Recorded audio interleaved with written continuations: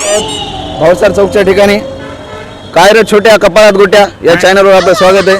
आणि आज आपण भेटलेले आहोत अक्षय भाऊ यांना. अक्षय भाऊ म्हणजे आमचे परममित्र आहेत, आमचे जुने संबंध आहेत. म्हणजे आश्मयुगापासून अक्षय भाऊला मी ओळखतो. आणि ते दगडापासून हत्यार कसे बनवले त्या काळात ते अक्षय भाऊ आपल्याला आज डिटेलमध्ये सांगणार आहेत. तर अक्षय भाऊ सांगा, जनता बघायली तुम्हाला दगडापासून. हा, आपलं युट्यूब चॅनल तुम्हाला माहिती आहे किती प्रसिद्ध आहे. हो. सांगा पटापट सांगा, वेळ पब्लिककडे लय कमी वेळ. पहिले अश्मयुगामध्ये ज्या काळामध्ये होते माणसं याला शेपूट होते, म्हणजे वानर हा प्रकार होता.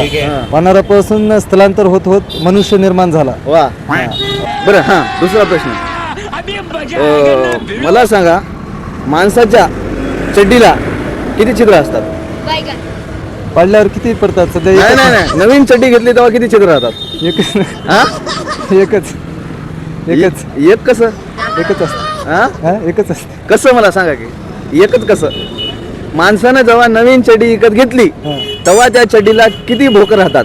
एकच असतं. एकच. कसं, कुठलं? युट्यूबवर हा? सांग पटकून सांग. समोरचं दुसरं कुठलं राहणार? नाही, पाय कशातून घालतो तू? कमरेचं?